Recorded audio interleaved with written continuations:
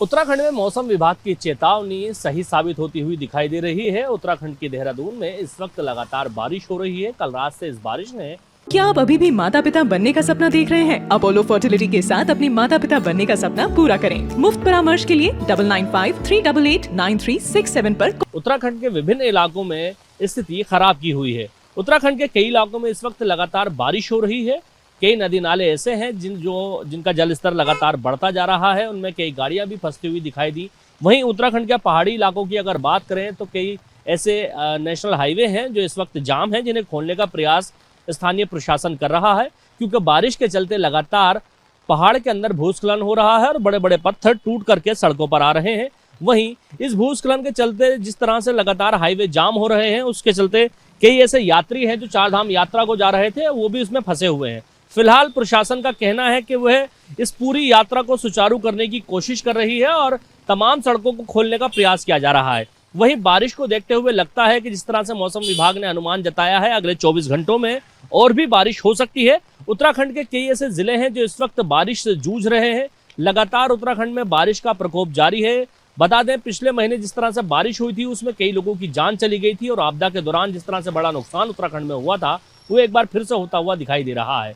उत्तराखंड के कई ऐसे इलाके हैं जहां पर इस वक्त बारिश हो रही है और उत्तराखंड की कई ऐसी नदियां हैं जहां पर जल स्तर बढ़ता हुआ दिखाई दे रहा है। उत्तराखंड के विभिन्न इलाकों की अगर बात करें तो वहां पर जो बरसाती नाले हैं, सबसे ज्यादा परेशानी उनके द्वारा खड़ी होती है, क्योंकि बरसाती नाले अचानक से आते हैं और इसमें वाहन फंसने के बाद कई बड़े हादसे होते हुए दिखाई दिए हैं। जिस तरह से इस वक्त बारिश हो रही है, उत्तराखंड के कई इलाकों में जल स्तर नदी नालों का और बरसाती नालों का बढ़ता हुआ दिखाई दे रहा है।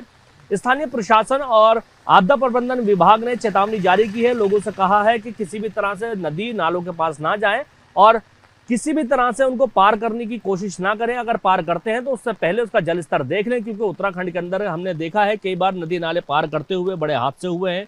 आपदा प्रबंधन विभाग इसको लेकर के कई बार चेतावनी जारी कर चुका है, कई बार लोगों को सचेत कर चुका है, लेकिन लोग भी शायद मानने को तैयार नहीं होते हैं। ऐसा एक हादसा रामनगर में होते होते बचा, जहां पर एक टेम्पो चालक ने अपना टेम्पो बरसाती नाले में डाल दिया और वो धीरे धीरे गिर रहा था अंदर नदी के अंदर। वहां के स्थानीय लोगों ने भाग करके उसे बचाया और उसे वापस सड़क पर लेकर आए, वरना कोई एक बड़ा हादसा फिर से हो सकता था। इसी तरह से आपदा प्रबंधन विभाग ने लगातार चेतावनी जारी की है कि जिस तरह से लोग बरसाती नालों को पार करते हैं वो इससे बचें और इस बात का ध्यान रखें कि बरसात के अंदर बरसाती नाले कभी भी आ सकते हैं और इनके आने से बड़ा हादसा हो सकता है।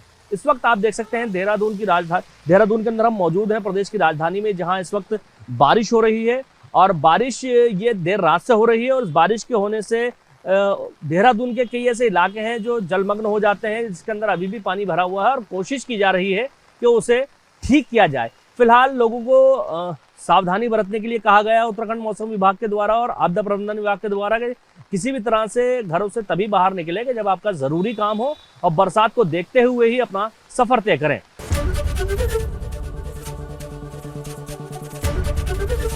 एबीपी गंगा, खबर आपकी, जुबान आपकी।